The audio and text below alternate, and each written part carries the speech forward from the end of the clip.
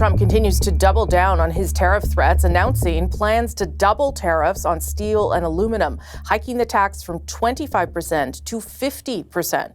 Trump's sweeping tariffs were meant to upend the global economy, but two federal courts almost upended his trade agenda.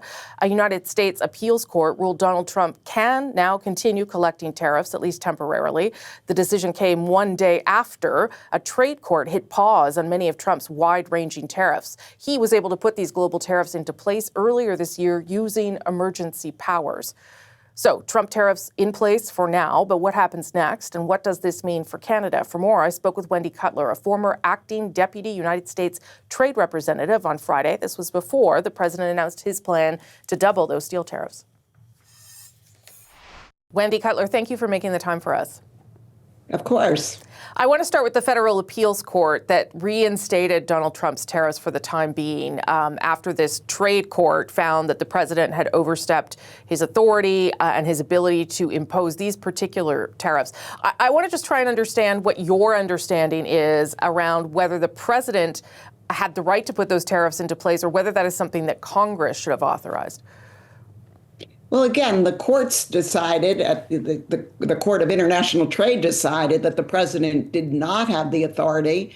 And interesting, they also pointed to other authorities that he could have used, which were much clearer, and authorities designed for tariff hikes or tariff decreases. Of course, working with Congress is another important option in going forward, because after all, Congress has the constitutional authority to regulate trade in the United States. So does the president have, he clearly has the ability to implement some tariffs, just not these ones in particular? Correct. Tariffs under IEEPA are not okay, according to this court. Now, this will probably go up to the Supreme Court for a final decision, but at this juncture, the courts have rejected his use of IEEPA as a basis for hiking tariffs. What does this do to, and as you say, we'll go to the Supreme Court, but what does it do to the president's overall trade strategy, do you think, and economic strategy, which is largely focused on having these tariffs in place? Look, I think this was unexpected by the White House, and they're grappling with how they now go forward. It clearly throws a monkey wrench into their trade strategy. Recall right now they're in negotiations with about 20 countries trying to find solutions that would allow the relaxation of reciprocal tariffs by early July. Now, I think that's all kind of up in the air, because if I were negotiating with the United States right now, I would want more legal certainty before I, put difficult concessions on the table. Well, that's kind of leads me to my next question here. Certainly there are other tariffs that Canada's impacted by, and we can talk about those. But for these ones, which were largely about Canada's border and fentanyl, and ones that Canada has said from the get-go they didn't believe were legal, how much leverage do you think that gives Canada, that is in conversations right now, negotiating to try and get these tariffs removed? Well, look, I think it gives all of our trading partners a bit more leverage, but I don't want to overstate it, because I think the administration is going to find a way to regroup and use other legal authorities to achieve their objectives. And particularly vis-a-vis Canada, I think a lot of the tariff activity is more in sectoral areas like steel and aluminum, like auto and auto parts. There's a Section 232 investigation on lumber right now, which I'm sure Canada is watching very closely. All of those investigations and tariff imposition can go forward. And so, our trading partners, maybe they could have a bit of relief for the time being, but I think they're still going to be finding that Trump is going to be pushing tariffs on them in other ways. The U.S. Ambassador to Canada, Pete Hoekstra, who I'm sure you know, said depending on how these negotiations, Canada could have the best trade access to the U.S. of any country. He believes that Canada and the U.S. will get to a deal, but he also believes that a tariff of some kind will remain in place, which is surprising because, of course, we are, in theory, trying to still operate under CUSMA or the USMCA. What do you make of that? Do you think that tariffs are sort of the future now for every country, including this country? Well, I hope not, because one of the reasons why countries conclude free trade agreements with the United States is to get that certainty that if they lower their barriers, we'll lower ours, and that will be the framework under which we'll operate. But again, Trump is all of that's kind of up in the air under the Trump administration. And I think our free trade partners, including Canada, should be prepared for some lasting tariffs remaining in place. But I suspect there'll be more of in certain sectors versus like blanket tariffs against Canada. Well, I'll talk about maybe the auto sector in particular, because that to me, at any way, seems sort of the most questionable tariff because of the integration of the industry. Do you think that it is possible that kind of argument will eventually resonate with the U.S. president, that when a sector is so deeply integrated, it just doesn't make a lot of sense?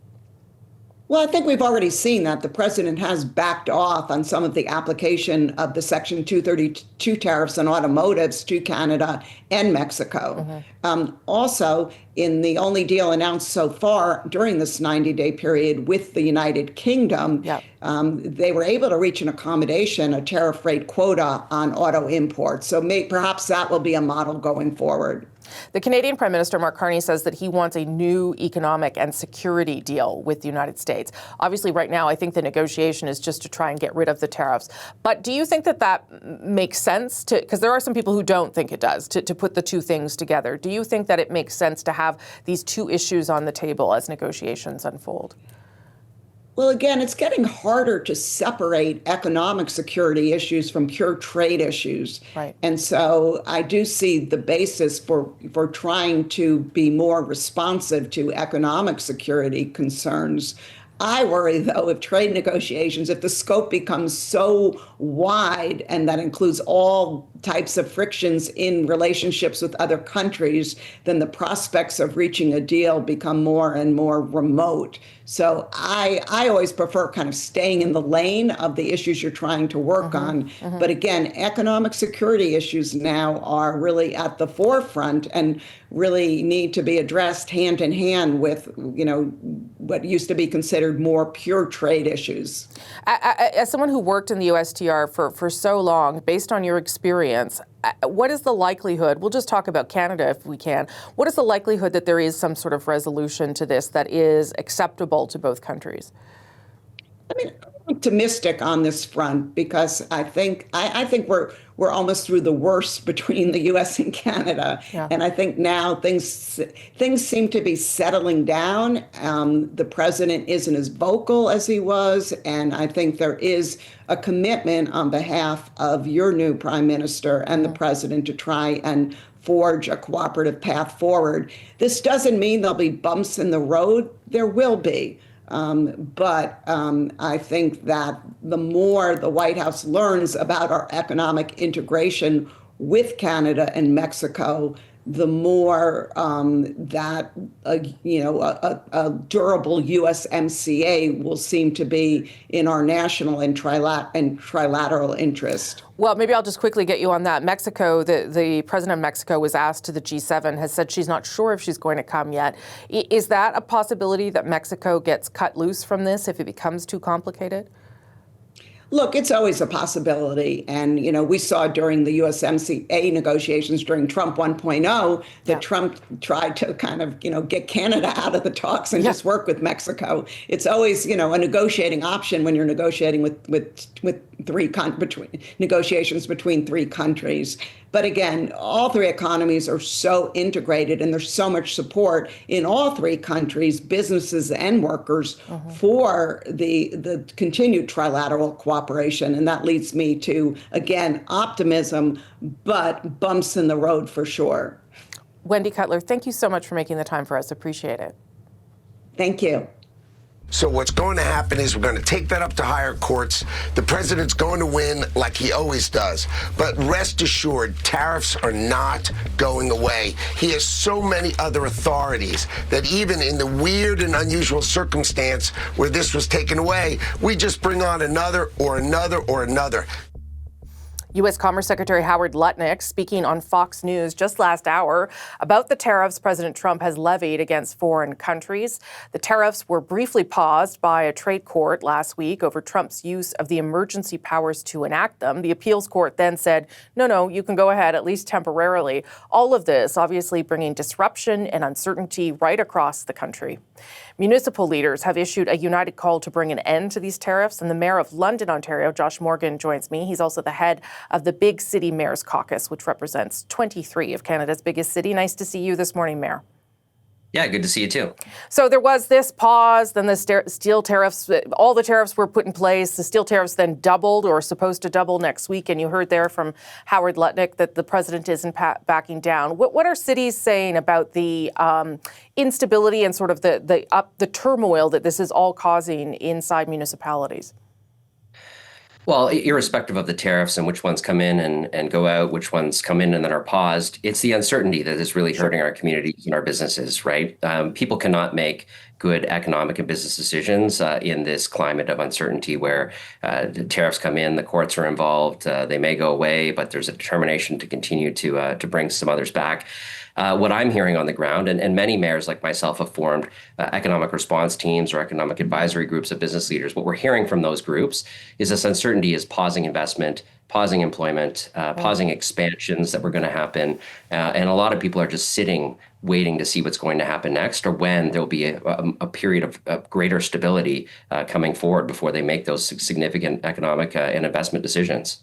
And the Prime Minister was at your meeting last week, the FCM meeting, and I wonder what he had to say about how to deal with that or whether he gave you any hope that some of this would be coming to an end soon.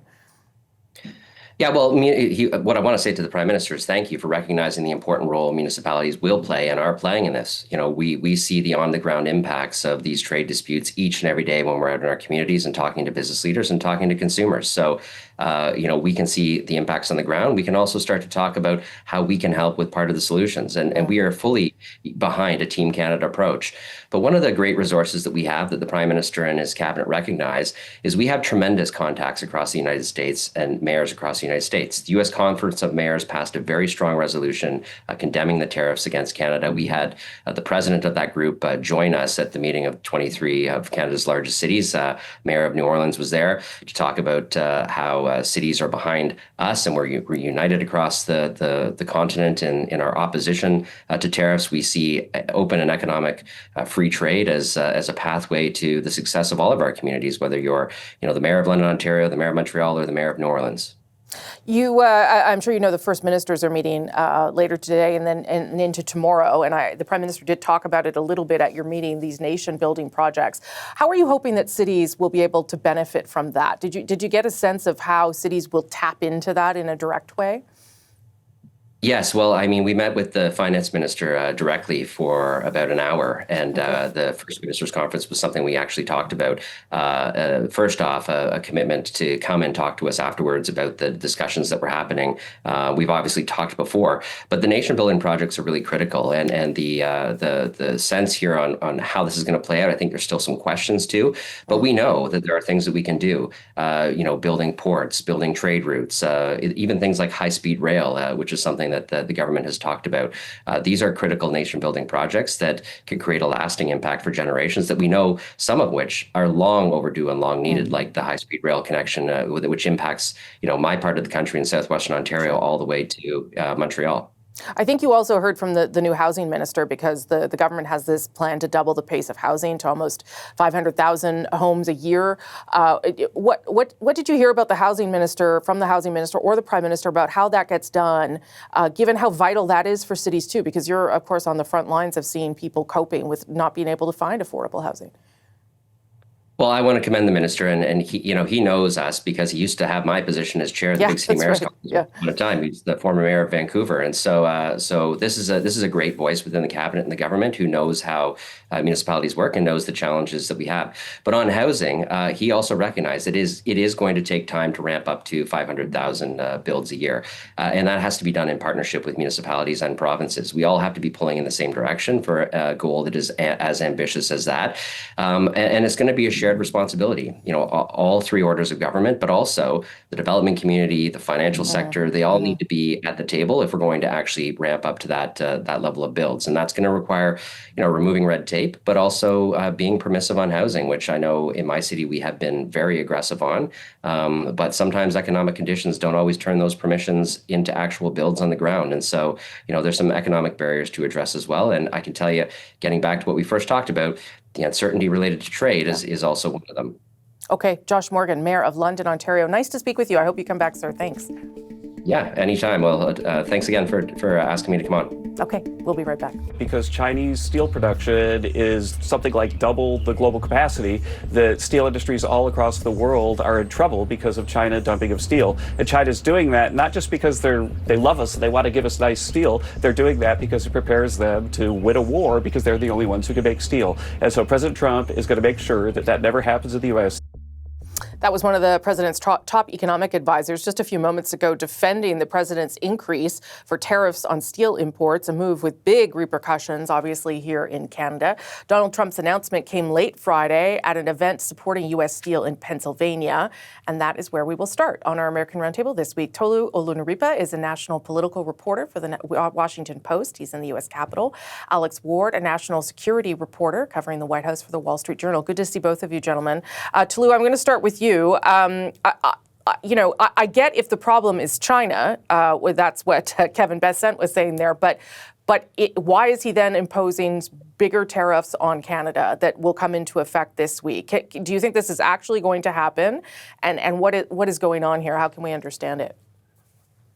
Well, I do think this is going to happen. We've seen the president go back and forth on tariffs, put tariffs on, take them off, threaten them, and then pull out right before it looked like the tariffs were about to go in. But in this case, it does seem like he has a pretty determined decision to put these tariffs on, mostly to target China, but also with collateral damage for other countries, including U.S. allies like Canada, in part because the president likes tariffs. He likes tariffs more than he likes U.S. allies or more than he likes partner countries. And so he wants these tariffs to go on. He thinks that it will help build up the U.S. manufacturing base. He thinks that it will help create more manufacturing of steel here in the United States. And even if Canada or other countries that are allied with the United States have to pay a price, this president does not care about that. He wants to have America be the place where all of these things are made. He wants to target China, and he wants to target other countries that build things that he wants to be built into the United States. And so steel is one of them. It's a place where he wants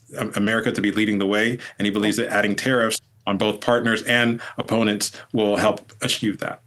And let me correct myself, that was Kevin Hassett. Scott Bessent is the other fellow. Kevin Hassett was the one off the top there making those comments about tariffs. Alex, I want to turn to this term that people have been hearing a lot about this week, taco. And that's not the delicious thing you eat. That's the acronym for Trump always chickens out in terms of when it comes to tariffs. How is the president responding to this? Is there merit behind this phrase? Well, it's going to turn a lot of taco nights in D.C. to like resistance dinners, I guess.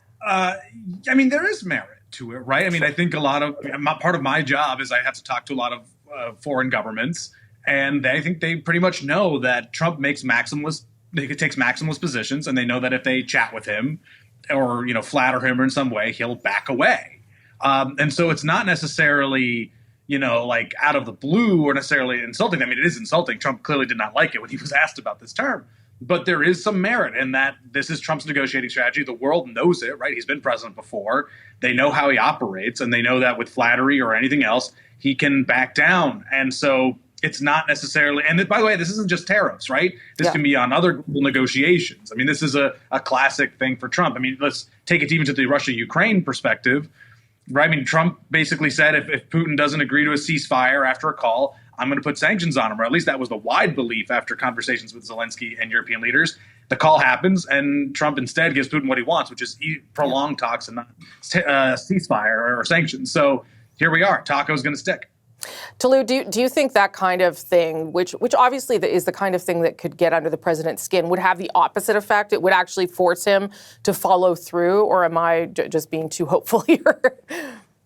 I do think that he realizes that this sort of nickname and reputation is starting to be built in and baked in for some of his bilateral negotiations with other countries who don't take his threats as seriously as they once did, because he has backed down in the face of the consequences of these threats over and over again. So it does sort of beg the question: will he feel the need to follow through just to keep people honest?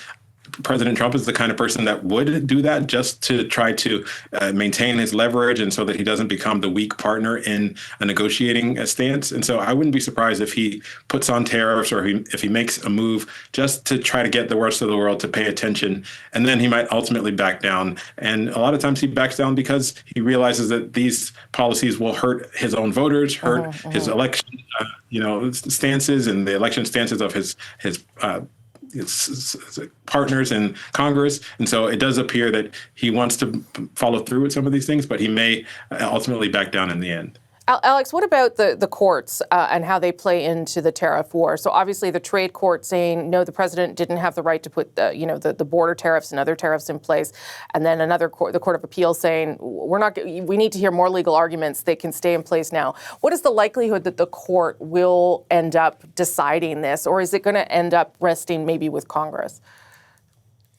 Well, I never bet on Congress acting these days, so I put that in the lower category. They've basically, abdicated their responsibility here on tariffs. I mean, the amount of Republicans you'll hear privately go, I can't believe he's doing these tariffs. I really wish you could do something. And then you remind them, the tariff policy is actually in your court. And they go, well, so I wouldn't bet on that. Now, as to the courts, I mean, it's possible that they could come in with some rulings and try to stop what Trump is up to, but there are tons of tariff rules that Trump could, or levers he could pull. It's not impossible. It's not really possible to sort of stop him on this. But I think the sort of bigger point of what's going on here is Trump is trying to do to the court system, which he's done to a lot of institutions in the U.S., which is to try to delegitimize them. Even if, and I think it's fair to say, the Trump team with their rollout of tariffs have not really come up with the best legal arguments for why they're doing this, why it's a national security emergency, et cetera. The courts have a case to go, you and the U.S. government need to make a better legal argument. And so Trump, instead of asking his team to do that or putting in the painstaking work that takes, is rather saying that the justices are coming after him. And in fact, that even, a guy like Leonard Leo, this conservative, very conservative man who has put together, has helped Trump sort of name justices and judges and put people in the Supreme Court, that now he's against the Trump agenda. So Trump is blaming everyone but the people that he's overseeing that have to actually put together the right legal argument. Okay, I want to hear you both quickly on the departure of Elon Musk, the big strange goodbye in the Oval Office with Elon Musk with a black eye that his kid maybe gave to him. Toulouse, what should we read into the fact that he's leaving now? Well, there was all this talk early on in his tenure about him being co-president with Trump. I do think that got under Trump's skin. And some of the things that Musk did were not popular with Trump's voters or with voters at large. And so I think Trump is happy to see Musk go. Yeah. I do think that Musk will continue to be a part of the ethos of the federal government, but he's no longer going to be front and center like he was early in the presidency of Donald Trump. Alex?